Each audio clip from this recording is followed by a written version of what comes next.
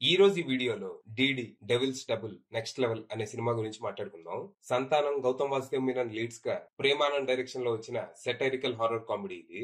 ఈ cinema story ఏంటి, దీని మీద నా ఒపీనియన్ ఏంటనేది ఇప్పుడు తెలుసుకుందాం పదండి. ముందుగా ఈ సినిమా స్టోరీ ఏంటంటే, ఈ సినిమాలో మన హీరో కృష్ణ ఏకేఏ కిస్సా 47 యూట్యూబ్ లో సినిమాలకి రివ్యూలు ఇస్తూ ఉంటాడు.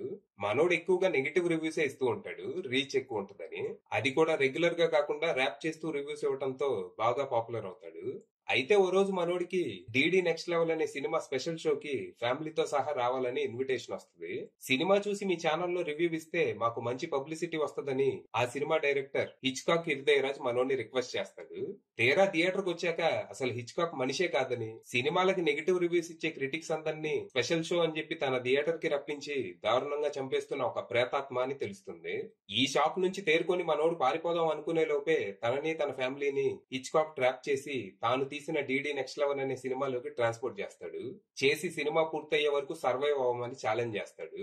మరి ఈ పరిస్థితుల్లో మన కిస్సా ఏం చేశాడు, అసలు ఈ హిచ్కాక్ ఎవరు, ఎందుకు తను ఫిలిం క్రిటిక్స్ ని టార్గెట్ చేశాడు, తను ప్రేతాత్మగా మారటానికి రీజన్ ఏంటి, ఇంతకీ ఈ డీడీ నెక్స్ట్ లెవెల్ సినిమా ఏంటి, ఆ సినిమాలో చివరి వరకు సర్వైవ్ అవ్వటం అంత కష్టమా, అసలు ఆ సినిమా కథ ఏంటి, చివరికి మనోడు ఆ సినిమా నుంచి హిచ్కాక్ నుంచి ఎలా తప్పించుకున్నాడు, తన ఫ్యామిలీని ఎలా కాపాడుకున్నాడు అనేది మీరు సినిమా చూసి తెలుసుకోవాలి.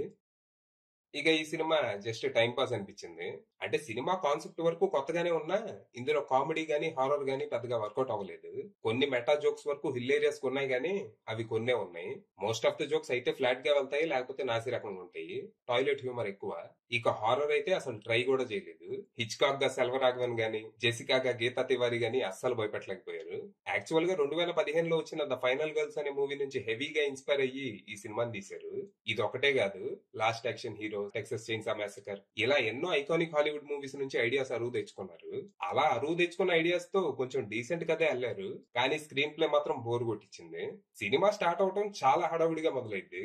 పెద్దగా లేట్ చేయకుండా హీరోని తన ఫ్యామిలీని మనకు ఇంట్రడ్యూస్ చేసి వెంటనే కథలోకి వెళ్ళిపోతాడు. సినిమా రివ్యూవర్ల మీద పగబట్టిన ఒక ప్రేతాత్మ ఓ హారర్ మూవీలో వాళ్ళని ట్రాప్ చేసి దారుణంగా చంపుతూ ఉంటుంది. అలా మన హీరో కూడా తన ఫ్యామిలీతో సహా ఈ ట్రాప్ లో ఇరుక్కుపోతాడు. ఈ కథలో లాజిక్ కి చోట్లేదు. లాజిక్ లేనప్పుడు ఇంట్రెస్టింగ్ క్యారెక్టర్స్ నాన్ స్టాప్ కామెడీతో నెట్టుకు రావాలి. అయితే ఇందులో ఒక్క క్యారెక్టర్ కూడా ఇంట్రెస్టింగ్ ఉండదు, ఆఖరికి హీరోతో సహా. సంతానం గెటప్ గానీ, తన డైలాగ్ డెలివరీ గానీ చాలా ఆడుగా ఉంటాయి. సినిమా అంతా బ్రో బ్రో బ్రో బ్రో అని సావగొడతాడు. మామూలుగా సంతానం కామెడీ టైమింగ్ ఎలా ఉంటుందో మనకి తెలుసు, కానీ ఇక్కడ రైటింగ్ పూర్ గా ఉండటంతో ఆ పంచులను తను కూడా పెంచలేకపోయాడు. ఇక హీరో ఫ్యామిలీ గురించి పెద్దగా చెప్పుకోవడానికి ఏమీ లేదు.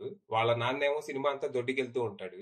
ఇక వాళ్ళ అమ్మ చెల్లేమో మినీ స్కర్ట్స్ వేసుకుని అమ్మో కిల్లర్, అమ్మో దెయ్యం అని అటు ఇటు పరిగెడతా ఉంటారు. కొద్దో గొప్ప గౌతమ్ మేనన్ క్యారెక్టర్ బాగుంటది.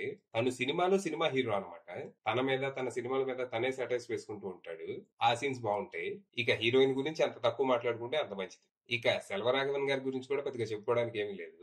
సినిమా అంతా అరుస్తూ ఉంటారు ఆయన అంతే. ఇలా క్యారెక్టర్స్ అంతంత మాత్రంగానే ఉన్న కామెడీ మరీ అనుకున్న రేంజ్ లో వర్కౌట్ అవ్వకపోయినా ఫస్ట్ హాఫ్ సాగిపోద్ది, కానీ సెకండ్ హాఫ్ మాత్రం పూర్తిగా గతి తప్పింది. ఎక్కువగా పార్టీ హ్యూమర్ మీద డిపెండ్ అయ్యారు. దొడ్డి దొడ్డి దొడ్డి దొడ్డి అంటా ఉంటే ఎన్నిసార్లు నవ్వొచ్చిందయ్యా నా దొడ్డిలోది.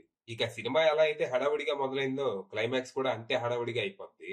అది క్లైమాక్స్ అని సినిమా అయిపోయేదాకా నాకు తెలియలే, అంత బాగుంటది. సినిమా అయిపోయినట్టే ఉండదు.